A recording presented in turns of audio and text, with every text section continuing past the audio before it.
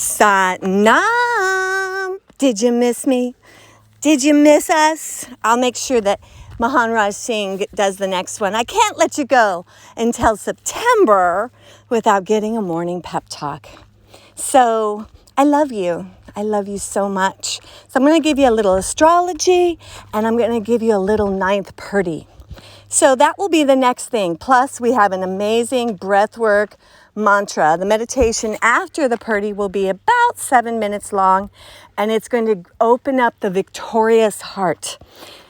But I want to talk to you about the ninth purdy that you're going to be doing next. I think we'll be doing it. I think September 23rd is the equinox. It'll be a Saturday at 4 o'clock. I will have just come back from England a couple days earlier. Oh my gosh, aren't I so cosmopolitan? I'm going to go hang out with Glastonbury in the Stonehenge and sites of Magdalene and Christ when they came to Europe after fleeing the Roman Empire. Anyway, the ninth purdy is about expansion. It's about expanding our greatness, expanding who we are. And how it really expands is in a very practical way. And it's two things: humility and feeling the body. So the first one was all about understanding that by deep listening, we are the siddhas, we are the guru. So this one takes it even deeper with expansion in that if we understand the blessing of chanting the Nam, Guru Guru Wai Guru, Guru Ram Das Guru, Guru Guru Wai Guru, Guru Ram Das, or, right?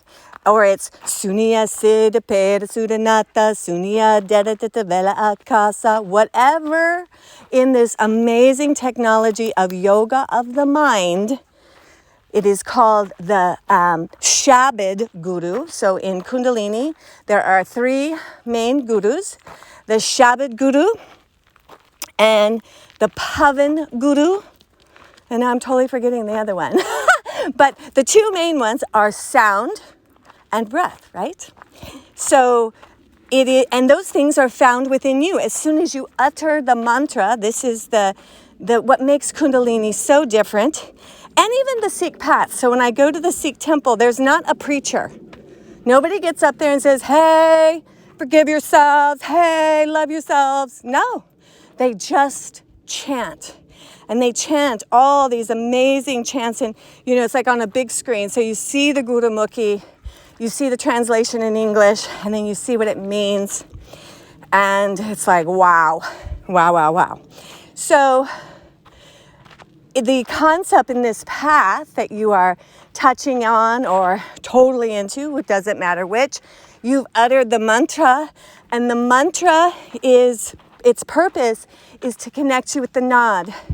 The Nam connects you with the Nad, and the Nad is a simple way of saying Ek Onkar, when the creator and the creation become one. It is one all the time anyways, but sometimes we forget that, right? We forget that it's all one beautiful dream in Maya. I'm on the trail, so I might get a little out of breath. So this ninth purdy will be about expansion, and the way it does it is by tuning us into the body and humility. There is a line in it where it says, even the foul-mouthed, judgy, yucky people, when they utter the Nam, are washed clean and made perfect. So what it deeply is saying to us, we are all intrinsically godlike, and we are all invited to use mantra to wash away the samskars, to wash away the hurt that keeps us separate. And you know what? It just takes time, y'all. It just takes time. From the moment you do it, things start to get better. When I love learning, I haven't started learning the ninth, but I will, probably this weekend. In the learning, a lot happens. The struggle seems to be this amazing polisher that brings joy and good things. Like, it's not so joyful while you're struggling in meditation, but like the things that come up in the mantra and the breath work and the silence after in the beginning seem so expansive. And that's what this next meditation will do. So we will be expanding, and then it takes you deeper. You know how Maharaj Singh says, we're in that generating, organizing, destroying. Aim, load, aim, fire, right? So the beauty of this is that you want to think of the mantra as pure God consciousness. Now, we have God consciousness, but it's not pure because of our dualistic mind and our over-attention to the outside world. Mantra helps us descend into the inner temple. It is the descension that truly is what we call ascension. Guru Nanak talked about going into the darkness in his 3 days of being gone. The Christ talks about 3 days of hell. Like, why would a man who's the Son of God that hung on a cross, apparently for our sins, have to go to hell for 3 days? Because we all do. That's where the good stuff is. That's where the rubber meets the road, where we really see how we are exactly like everybody we have such a resentment against. And, yes, I'm sure we're lesser. Like, I'm not murdering people, but boy, sometimes I have some murdering thoughts, right? It's like I have the beginnings of the evil that I see in the world that scares me and disdains me. And I can't change the world. So the more I focus outside, the worse it gets. But I can become more open, more expansive, more loving inside. This is such a great life. It is such a great life. So humility is going to be one of the gifts of this. And humility is something that we have to work on constantly. It's something that we work for, and we pray to, have the strength to do it, because, it's enjoyable for the ego to one-up you, to judge you. You suck and I don't. It's like, and you just catch yourself. And you know what I do? I try to make it really fun. I just go, oh, you're so cute. You must be feeling kind of scared and kind of not as good. So you're needing to, bash somebody. Let's not do that. And I hug myself tight. I love you. I love you. I love you. I do. And I try to take a deep breath and go, Marcia, and let it go. You try that. Maybe it'll work. So anyways, I'm excited about that coming. And then the astrology. Oh my gosh.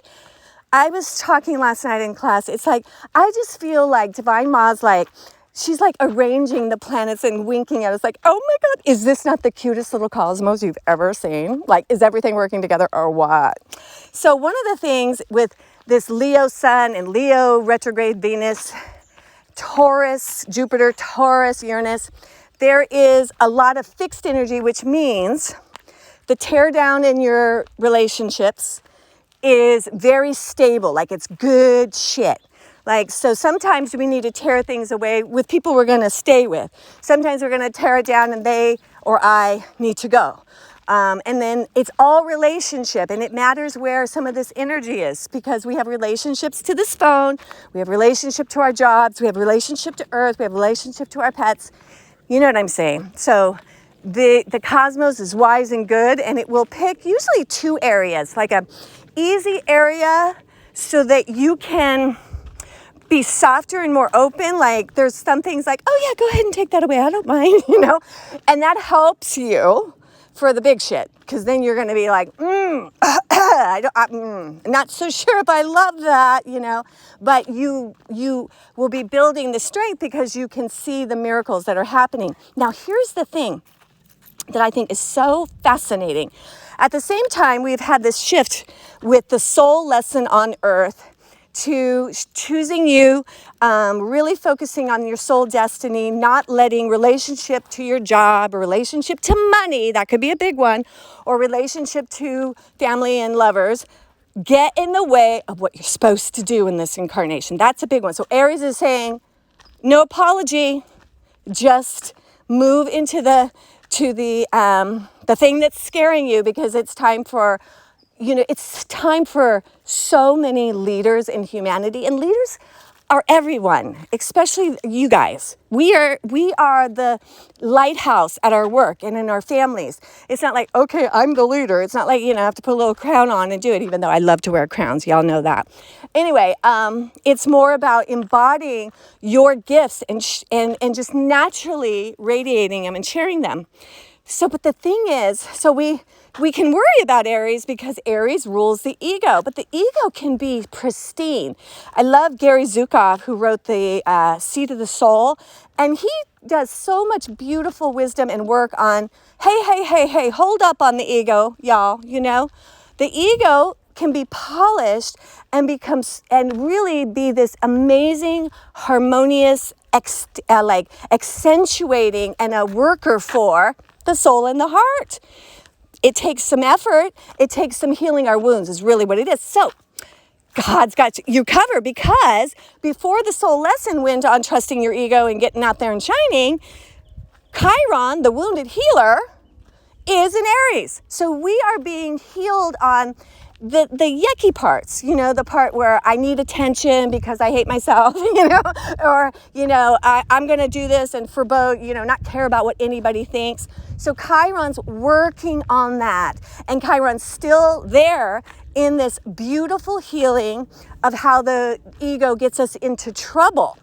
So we are just being loved by the Sophia. So for me, Sophia is the cosmic mother. In science, we know that there is this huge unexplainable black hole. In the spiritual world, that is what we call the point of the center of God. And it's Sophia. It's a womb. It's dark. It's mysterious. We don't know what's in there. However, she keeps shooting stuff out. I mean, you can sit there and NASA and watch this black hole keep sending stuff out. It does suck stuff in, but not, sometimes when they first found it, they were really worried, oh my God, are we eventually going to get sucked in? Even if we did, we'd just be sucked in and go out to another portal. Anyway, it's all good. We'd just be in the heart of the mom. I think it's all fine. just ask me, a grandma, I know my astrology and astronomy. Anyway, the point is, it's a womb. Mama creates everything. And so, in Kundalini, the Big Bang, she creates the Ekankar. She creates the Jesus, the Buddha, the Krishna, Vishnu, Brahman, all of that, because she needs this masculine energy to kingdom, to watch over, to be dynamic, to hold the sun and hold her planets in check around it. She needs this masculine energy to be excited about one pointed thought, because she's thinking a million things. She needs Jesus to just come and say, hey, we're going to focus on love. Okay, everybody get your shit together. And Buddha, you be the masculine energy of one pointed dynamic peace and compassion. You bring that in. Right? It's like, now women, we are awesome, but we are mutable. So we're cooking the bacon, holding a baby on our freaking hip and doing the thing. And I'm not saying guys can't multitask, but guys, you're human. When we talk about the gods, they are, think about like the Buddha and Nanak, and Christ. Like, that's like, there was nothing else really going on in those men's mind. I mean, yes, they got married and they had their kid, but, I don't think it would be too fun to be married to Jesus or Nanak, because they were always gone and, singing and like saving people. And, they weren't the best providers. I don't think they were gone a lot, but they also married women that signed up for that. And that kind of teaches us about our own relationships, which brings me to the next thing. Everybody sign up for the Ring of Fire. We're going to have so much fun. And it's not like a training weekend at all. We're going to serve you lunch. You don't have to take work off on Friday. It's 6 to 9. Saturday, we're going to start in a beautiful location so we can be under the solar eclipse. We're not going to have the regular classes that weekend, so we can just focus on the things we need to do.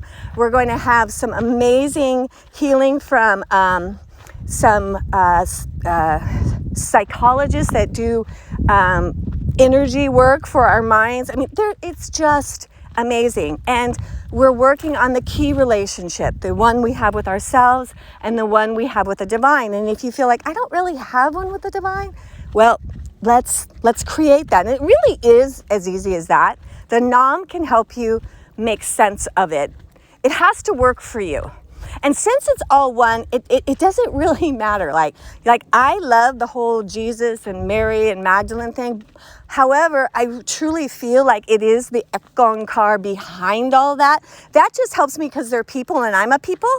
Like I like to look at people like they're my spiritual family and like they've got it going on kind of thing. But I know behind them is the one. And the one is so big and massive. For me, you could be different. That sometimes is too large of a concept or an energy for me to personally relate to. And I need that personal relationship so I can do the work that needs to be done. So anyways, I love you. Good morning, good morning. Come to the dojo this weekend. Come to my class at 9:30 and come to the Venus workshop after. It's going to be amazing. Everybody's going to get readings where their Venus is personally and where the Venus in the sky is touching them. That will be in writing because we are going to do this illumined path, which will have a crystalline healing and then an emotional healing in our time together in the Venus workshop. So yummy, yummy, yummy in our little hearts. So I love you so, so much. Have the best day. Sat Nam.